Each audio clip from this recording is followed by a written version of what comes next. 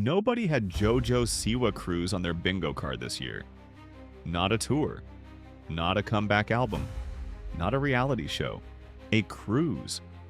And when the promo dropped, people genuinely thought it was fake.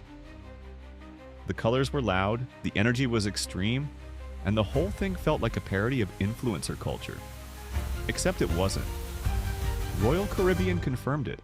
Cabins started selling out. And suddenly the internet realized this wasn't a joke. It was a move. JoJo announced what she called the biggest fan event she's ever done. A multi-day cruise packed with live concerts, dance parties, workshops, meet and greets, exclusive merch drops, and non-stop themed activities. All hosted on one of the largest ships Royal Caribbean operates. This wasn't a guest appearance. This wasn't a casual collab. This was an entire floating JoJo universe. And the disbelief online actually made it spread faster. The more people joked about it, the more attention it got. But the real surprise wasn't the cruise itself, it was the timing. This announcement landed during one of the most confusing phases of JoJo's career. After years as the bow-wearing face of kids' entertainment, she pivoted hard into a more mature, edgy image. New music, new visuals, a completely different tone. Some fans were excited, some were uncomfortable. A lot were just unsure where she fit anymore. And after teasing a US tour that never happened, most people assumed the next step would be a big traditional comeback. Instead, she skipped the stage entirely and went straight to the ocean. That's when people started asking questions. Because this cruise didn't happen in a vacuum, like influencer-led cruises are suddenly everywhere. Reality shows are doing them. TV franchises are doing them. Creators are being approached to host entire voyages built around their fan bases. Travel companies have figured something out.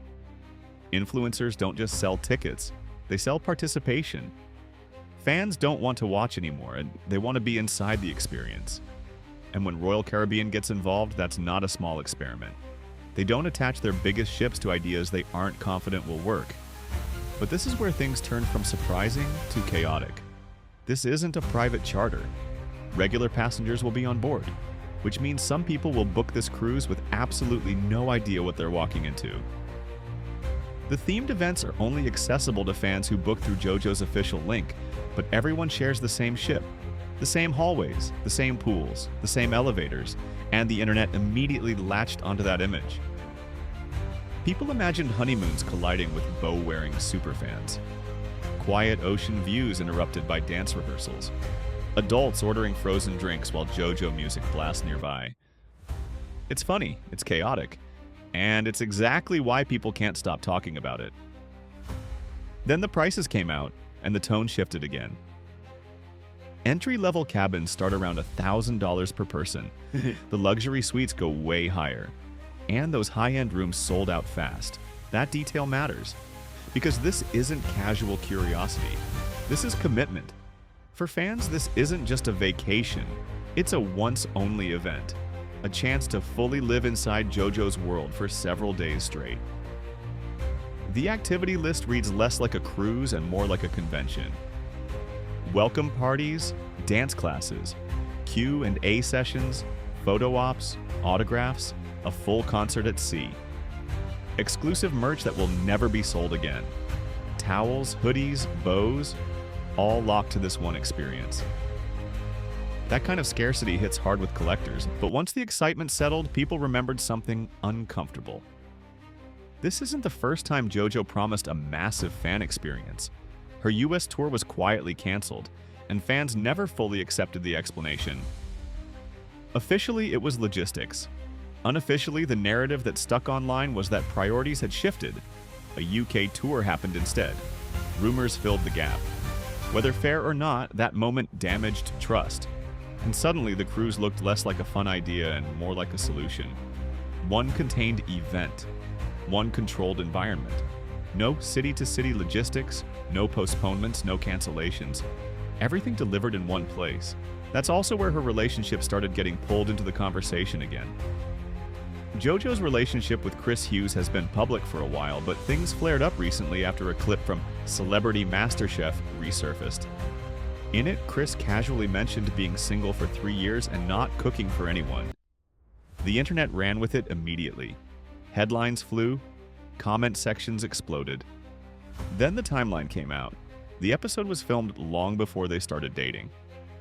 The comment wasn't about JoJo at all.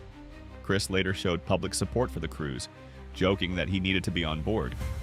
But by then, the speculation had already done its thing. All of this feeds into the same underlying issue. JoJo's brand doesn't sit in one clear lane anymore. She's too edgy for some of her original audience, too associated with childhood for some adult spaces, and somehow the cruise bridges that gap better than anything else could. Cruises are weirdly perfect for that in-between space. Families feel comfortable. Adults feel nostalgic. Internet culture turns everything into a meme anyway. And JoJo has always loved cruising. She's vlogged ships. She's talked about them endlessly. Hosting one feels oddly on brand, even if it shocked everyone. What's ironic is that the memes may be doing more marketing than the official promo ever could. Images of adults getting wasted on a JoJo cruise are everywhere. TikTok can't let it go. And while people laugh, the bookings keep coming. That's the part critics keep missing. This isn't about whether it looks ridiculous online, it's about whether it works. And so far, it is. This cruise isn't just a vacation, it's a statement. It says JoJo can still mobilize a massive audience. It says she can sell out premium experiences, and it says she doesn't need to follow the traditional pop star playbook anymore. Instead of chasing approval, she's building a space where fans come to her. Fully. Literally. So the real question isn't whether the JoJo Siwa Cruise is strange. It absolutely is. The question is whether it's smart.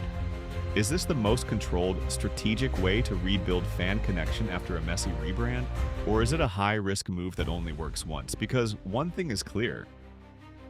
This didn't just surprise the internet. It forced everyone to pay attention again. And in today's industry, that might be the most valuable currency there is. So what do you think? Is JoJo quietly reinventing the playbook? Or is this one wild gamble at sea?